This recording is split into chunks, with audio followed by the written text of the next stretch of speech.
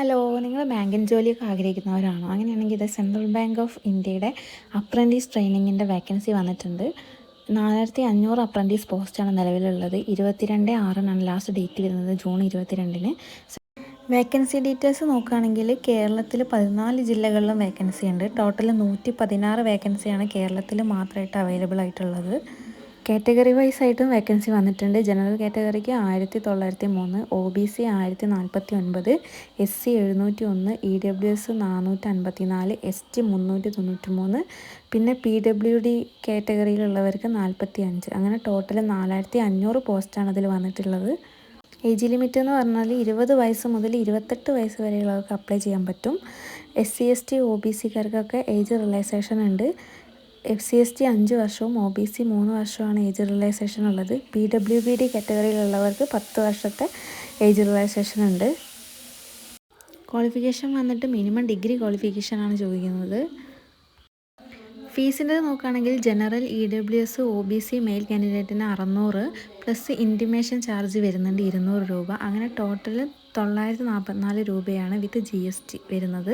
പിന്നെ general EWS OBC female കാറ്റഗറിയിലുള്ളവർക്ക് 400 plus intimation charge 200 രൂപ വരുന്നുണ്ട്. അങ്ങനെ ടോട്ടൽ 708 പ്ലസ് GST ആണ് വരുന്നത്.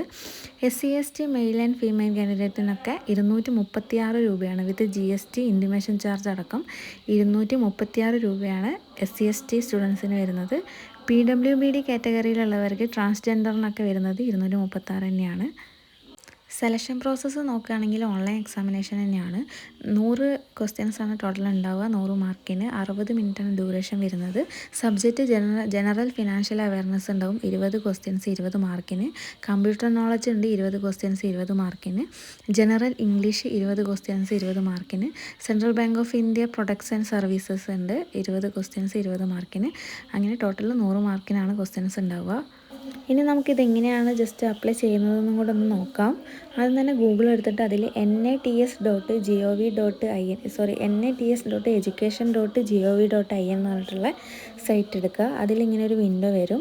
അതിൽ നമ്മൾ സ്റ്റുഡൻസ് എസ്റ്റാബ്ലിഷ്മെൻറ്റ് എന്ന് പറഞ്ഞിട്ട് 2 ഓപ്ഷൻ കാണാം. അതിൽ സ്റ്റുഡൻസ് ക്ലിക്ക് ചെയ്യുക.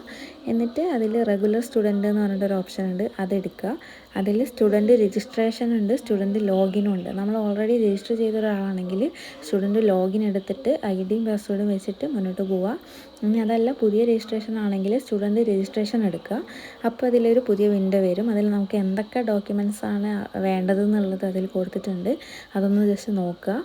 ഫസ്റ്റ് മെയിൽ ID വേണം, മൊബൈൽ നമ്പർ വേണം, ആധാർ നമ്പർ വേണം, പിന്നെ ഡിഗ്രീൻ്റെ സർട്ടിഫിക്കറ്റ്, പ്രൊവിഷണൽ സർട്ടിഫിക്കറ്റ് വേണം, ആപ്പാർ ID വേണം. ആപ്പാർ ID എന്ന് വെച്ചിട്ടുണ്ടെങ്കിൽ നമ്മൾ ഡിജി ലോക്കറിനൊക്കെ നമുക്ക് എടുക്കാവുന്നതാണ് ആപ്പാർ ID.